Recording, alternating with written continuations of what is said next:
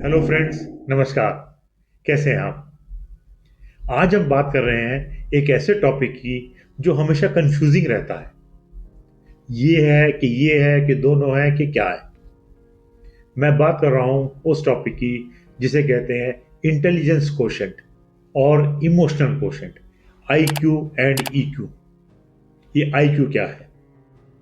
हर व्यक्ति में कुछ ना कुछ इंटेलिजेंस होती है। बेसिक लेवल की इंटेलिजेंस सभी में होती है, लेकिन किसी में कम होती है, किसी में बहुत ज्यादा इंटेलिजेंस होती है। इंटेलिजेंस मतलब क्या?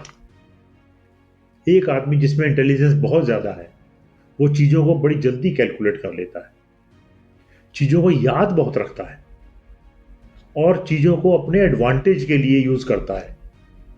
ये मैनिपुलेट भी कर सकता है, चीजों को मैनेज भी कर सकता है। कोई भी डिफिकल्ट सिचुएशन को अपने हिसाब से मैन्यूवर कर सकता है, अपने हिसाब से हैंडल कर सकता है। ये आदमी बहुत इंटेलिजेंट कहा जाता है कि लाइफ की हर चीज को बड़े इजीली सॉल्व कर लेता है, बहुत इंटेलिजेंट है। और यही चीजें अगर कम हो तो इंटेलिजेंस कम होती है। तो इंटेलिजेंस क्वोशंट इसे कहते हैं कि आदमी की इंटेलिजेंस। इंटेलिजेंस जो है, आईक्यू जो है, लेफ्ट ब्रेन से मॉनिटर होता है, लेफ्ट ब्रेन से। और जो ये आईक्यू है ये आदमी की अपनी अंदर की क्वालिटीज है। These qualities are individual to the person. उसकी अपनी है, वो इंटेलिजेंट है कि नहीं है, अपने आप में है। अब हम बात करें इमोशनल क्वोशंट की, ईक्यू। हर व्यक्ति में कुछ ना कुछ इमोशंस जरूर होते हैं। इमोशंस मतलब डर का इमोशन, फियर का, रिलेशंस का, अपनी हेल्थ एंड वेलबींग का, और तरह के इमोशंस हर आदमी में होते हैं। अब पॉइंट ये है कि वो अपने इमोशंस को कैसे कंट्रोल करता है, कैसे मैनेज करता है। और एक चीज, इमोशंस में कभी ना कभी, कहीं ना कहीं एक दूसरा आदमी इन्वॉल्व होता है। जैसे आईक्यू में खुद में होता है, ईक्यू में दूसरा आदमी इन्वॉल्व होता है।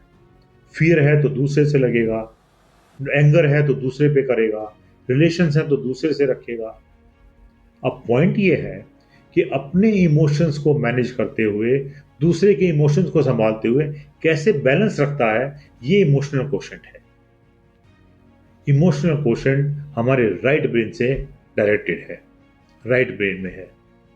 ऐसा व्यक्ति जो अपने इमोशंस को कंट्रोल रखता है, बैलेंस रखता है, रिलेशन दूसरों से अच्छे रखता है, किसी भी सिचुएशन में अपना ध्यान रखता है, दूसरे का भी पूरा ध्यान रखता है और उसको ठीक करके चलता है, उसको इमोशनल क्वोशंट बहुत हाई कहेंगे।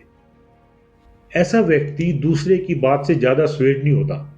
कोई कुछ भी कहता रहे, वो अपना एडवांटेज भी देखता है, सुनता है सबकी, अपना एडवांटेज देखता है, क्योंकि उसका इमोशनल क्वोशंट बहुत हाई है। और एक बात, इमोशनल क्वोशंट हाई वाला आदमी अपना कूल रखता है, keeps his cool under any circumstances. ऐसे वैसे सर्कमस्टांस तो आते ही रहते हैं, बट लेकिन ये आदमी बैलेंस रहता है, अपना कूल रखता है। इमोशनल क्वोशंट हाई जिन लोगों का होता है वो बड़े सिंपैथेटिक होते हैं, एम्पैथेटिक भी होते हैं, क्योंकि उनको दूसरे की इमोशंस का भी ध्यान रखना होता है और दूसरे की इमोशन का ध्यान रखते हुए अपनी इमोशंस को बैलेंस करके वो सिंपैथेटिक होते हैं और एम्पैथेटिक भी होते हैं, सिंपैथी करते हैं लोगों के साथ, मिलजुल कर चलते हैं, समाज में इकट्ठा मिलकर रहते हैं।